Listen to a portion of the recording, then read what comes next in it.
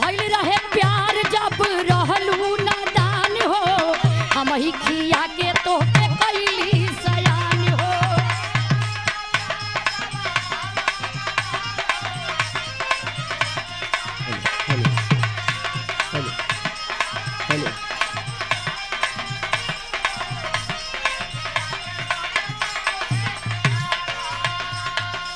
लड़किया कल वो समय के बात कुछ और रहल।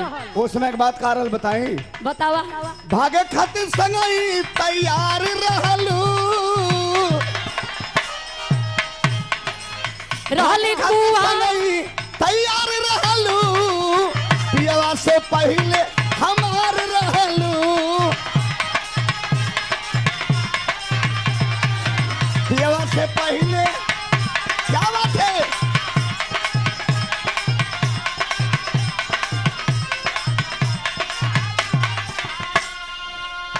सुना सुना सुना रहली नादान तोहर रहली कुआर तोहर रखत रही मान हो गइल शादी भइली दूसरे का धन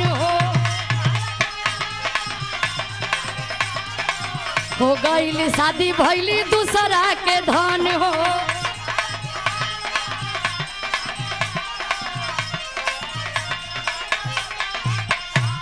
अच्छा वो लड़का केतनो जनबा केतनो लड़की इनकार करत है लेकिन लड़का वज्र बेहया रहल कहला जाय जान जैते बाड़ू तो हमके जीन भुलैहा पापा जी से दिन धरवा के जल्दी तू चली अइहा हो।